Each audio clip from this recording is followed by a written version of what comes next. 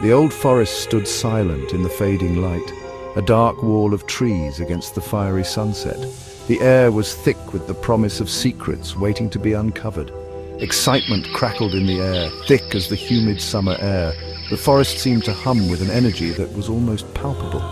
Max, Lily and Sam had been planning this trip for months, camping in Whispering Woods, rumored to be haunted for as long as anyone could remember. They were eager to uncover the mysteries that lay hidden within. All right, let's check our supplies one last time. We need to make sure we have everything before night falls. Tent, sleeping bags, food and water. Everything's here. We can't afford to forget anything. Got it. Everything seems to be in order. I'm unpacking the ghost hunting gear now. EMF reader, digital recorder, and a flashlight powerful enough to pierce the coming darkness. We're ready for anything. I can't believe we're finally here. This is going to be an adventure we'll never forget. I've got my book of local ghost stories ready. Let's see if any of them come to life tonight. They set up camp as twilight deepened, the silence broken only by the rustle of leaves and their own hushed voices. The forest seemed to watch them, waiting. The air grew heavy, charged with an unseen energy. It felt as if the forest itself was alive, breathing with anticipation. Then a twig snapped in the undergrowth. Footsteps, or was it just their imagination playing tricks on them? Hello, is someone there? Lily pointed her flashlight, the beam swallowed by the dense trees. Only silence answered. The forest held its breath, waiting for what would happen next. The night pressed in, a blanket of darkness so complete it felt almost solid, wrapping around the forest like an impenetrable shroud. The friends huddled around a crackling fire, shadows dancing at the edge of the light, their faces illuminated by the flickering flames. Sam read aloud from his book, his voice hushed, the words painting pictures of ghostly figures and things that went bump in the night. The atmosphere grew tense with each word. And then the ghostly figure appeared, its eyes glowing in the darkness, sending chills down their spines. Then a sound, a soft whisper carried on the wind, barely audible, like a secret being shared among the trees. It seemed to come from everywhere and nowhere at once, an eerie presence that enveloped them. Did you hear that? It sounded like a whisper, but from where? Just the wind, nothing more, but the unease lingered. Max, ever the skeptic, shook his head, but even he couldn't quite hide the tremor in his voice. The fear was palpable. The whispering returned, stronger this time, a chorus of voices too faint to make out words but undeniably present, filling the air with an unsettling energy. There's something out there. I can feel it. Fear pricked at the edges of Sam's excitement, a thrill mixed with dread. This was getting real, a little too real. The line between their stories and reality was blurring. The next day, their curiosity piqued by the strange whispers, the friends decided to explore the ruins of Cranbrook Asylum, a crumbling testament to a darker past nestled deep within Whispering Woods.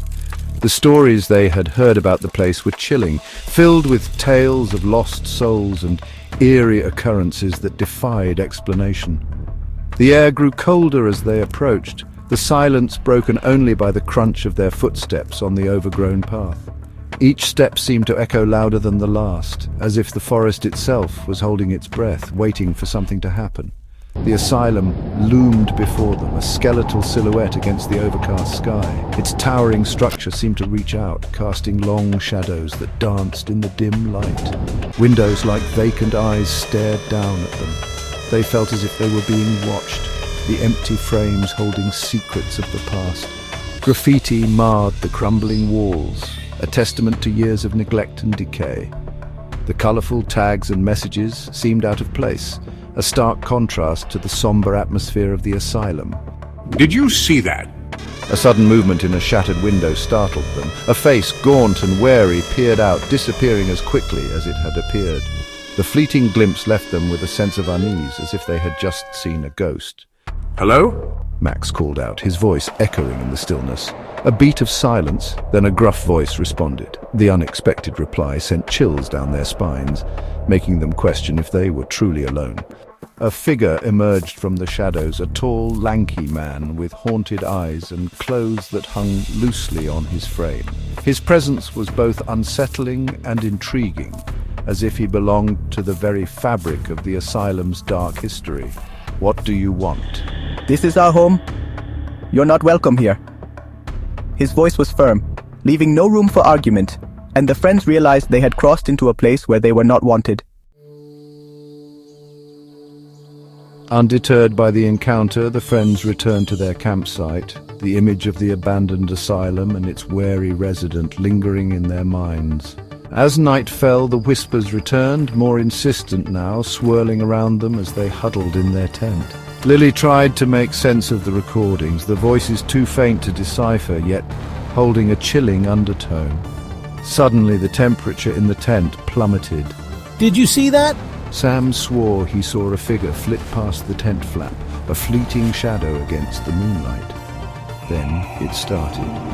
A low moan, barely audible at first, then growing louder, circling the tent. Something's here. Lily grabbed her EMF reader, the lights flickering erratically. Max, his face pale in the dim light, scooted closer to his friends. For the first time since they arrived, he felt a prickle of genuine fear. The friends decided to leave Whispering Woods, shaken by the events of the previous night. As we packed our gear, we met a park ranger, a grizzled man with a weathered face and knowing eyes. Hear you been hearing things too. Hear you kids been camping in the woods, he drawled, eyeing us with a mixture of amusement and concern.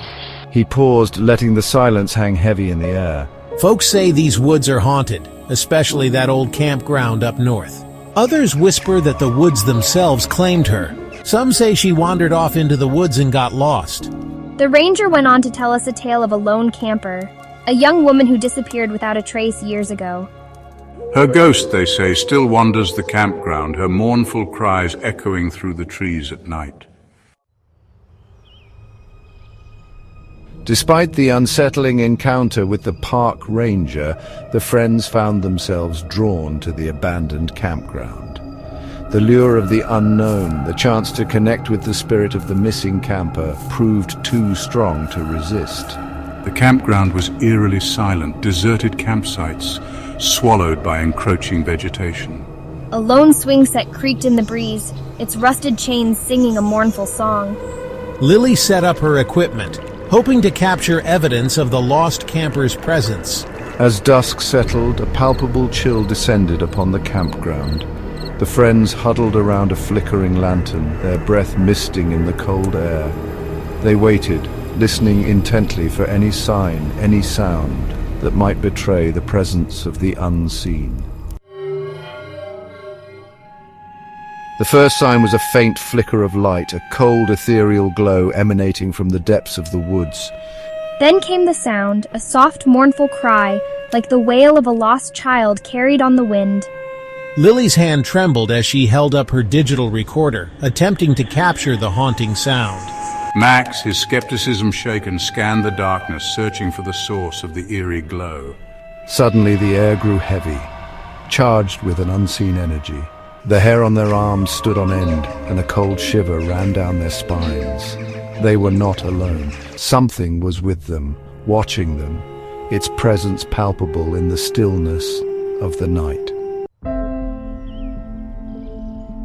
A figure emerged from the trees, its form indistinct in the fading light. It seemed to glide towards them, its feet not quite touching the ground. The mournful cry grew louder, closer, sending shivers down their spines. Lily gasped, her grip tightening on the digital recorder. Max, his heart pounding in his chest, stepped in front of his friends, a surge of protectiveness washing over him. The figure stopped a few feet away, its form solidifying, revealing the spectral image of a young woman. Her face, though etched with sadness, held a strange sense of peace. She raised a translucent hand, reaching towards them as if seeking solace, a connection. For a moment, time seemed to stand still. The friends stood frozen, caught between fear and awe, as the spectral figure hovered before them. Then, as quickly as it had appeared, the figure began to fade, its form dissolving into the surrounding darkness. The mournful cry subsided, replaced by a profound silence. The air, once heavy with unseen energy, felt lighter, cleansed. Lily lowered her digital recorder, her hand shaking. Max let out a breath he didn't realize he'd been holding. As they packed up their gear and made their way out of the haunted campground, the friends couldn't shake the feeling that they had witnessed something truly extraordinary. They had come face to face with the unknown and emerged from the encounter forever changed. The experience left them with more questions than answers, but one thing was certain. They would never forget their night in the haunted campground. Please like and subscribe for more videos.